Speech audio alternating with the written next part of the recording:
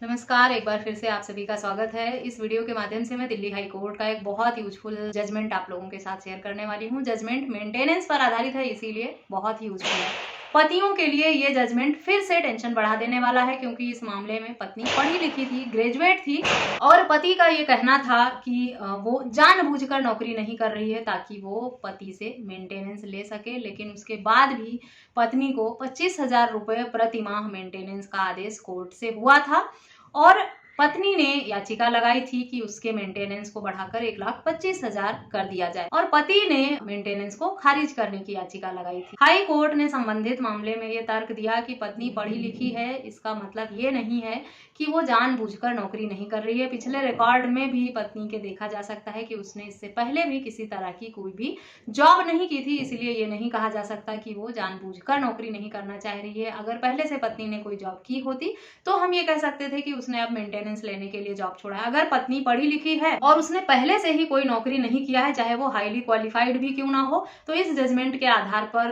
Court उसे maintenance का आदेश कर देगा। यानी अब कितनी भी पढ़ी लिखी पत्नी हो, वो मेंटेनेंस पति से ले सकती है। पति ये हवाला देकर भी अब मेंटेनेंस देने से नहीं बच पाएगा कि उसकी पत्नी बराबर पढ़ी लिखी है, इक्वल पढ़ी लिखी है, पति से ज्यादा पढ़ी लिखी है या सक्षम है कमाने में।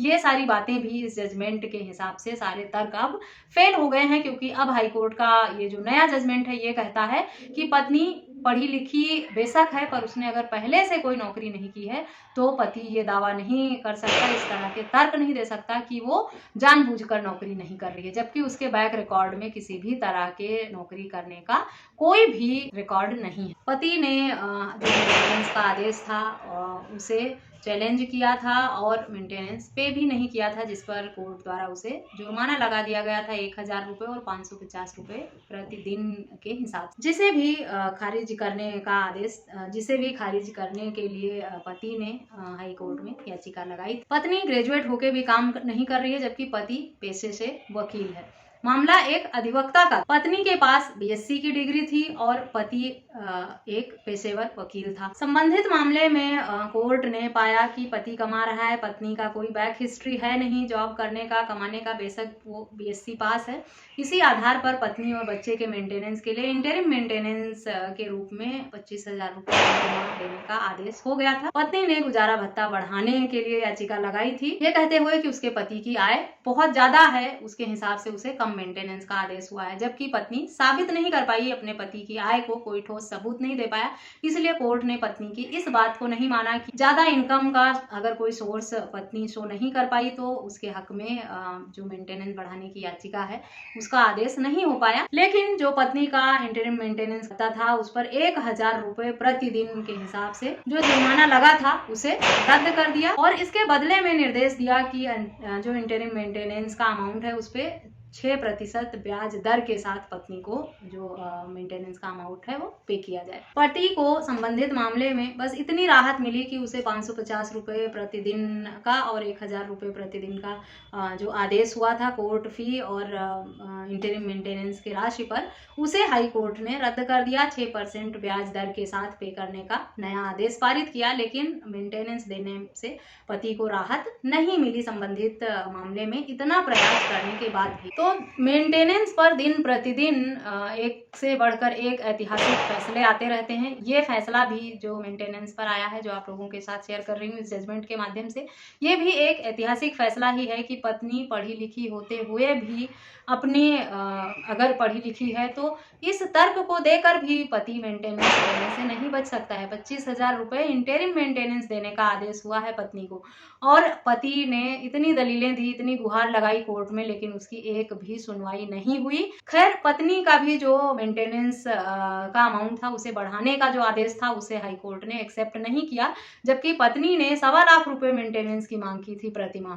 कहा था पति की आय बहुत ज्यादा है, लेकिन कोर्ट में सिर्फ बातें कह देने के हिसाब से फैसला नहीं होता, वहां सबूत भी देना पड़ता है। तो इस मामले में तो पति को थोड़ी राहत मिली कोर्ट से, क्योंकि पत्नी साबित नहीं कर पाई, इसीलिए उसके हक में फैसला नहीं हुआ। और अगर पत्नी साबित कर लेती इस बात को कि पति की इतनी आय है तो शायद पति को और ज्यादा मेंटेनेंस पे करना पड़ जाता, लेकिन पत्नी साबित नहीं कर पाई, इसीलिए जो इंटरिम मेंटेनेंस का आदेश था माँ बेटे के लिए वो 25,000 ही रहा। जो जुर्माना लगा था पति पर उसे भी हाई कोर्ट ने खत्म कर दिया और 6% ब्याज दर देने का आदेश दे दिया। तो ये 2 राहत मिली पति को, लेकिन मेंटेनेंस में राहत नहीं मिली सारे तर्क देने के बाद भी।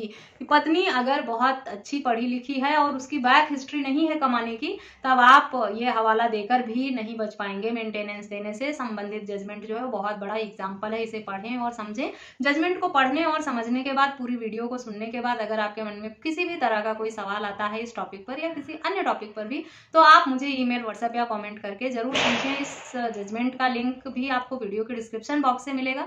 मुझसे संपर्क के सभी माध्यम भी आपको वीडियो के डिस्क्रिप्शन बॉक्स से मिल जाएंगे। मुझसे सवाल आप मैसेज करके पूछें अगर, तो थोड़ा पेशेंस भी रखें, थोड़ा समय लग जाता है। कई बार सेम डे में रिप्लाई देती हूँ, कई बार 1 दिन लग जाता है जवाब देने में, क्योंकि मेरे पास कोई एक मैसेज नहीं होते हैं, काफी संख्या में मैसेज आते हैं और जिसकी वजह से पेंडेंसी रहती है और कई बार 24 घंटे से भी अधिक समय लग जाता है मैसेज का जवाब देने। तो आप लोग अगर मैसेज पर जवाब पाना चाहते हैं तो आप थोड़ा पेशेंस भी रखें, मैं रिप्लाई जरूर देती हूँ समय निकाल। इसलिए नेगेटिव ना हो अगर आपको तुरंत जवाब नहीं मिलता है। अगर आप तुरंत बात करना चाहते हैं और जवाब चाहते हैं तो आपके लिए अपॉइंटमेंट लेकर फोन पे बात करने का ऑप्शन दिया रहता है, आप उसे चूज कर सकते हैं। इस वीडियो में बस इतना ही। अगर वीडियो पसंद आई है तो चैनल को सब्सक्राइब करके बेल आइकन को प्रेस करना बिल्कुल भी ना भूलें। मिलते हैं नेक्स्ट वीडियो में, तब तक के लिए थैंक यू एंड बाय।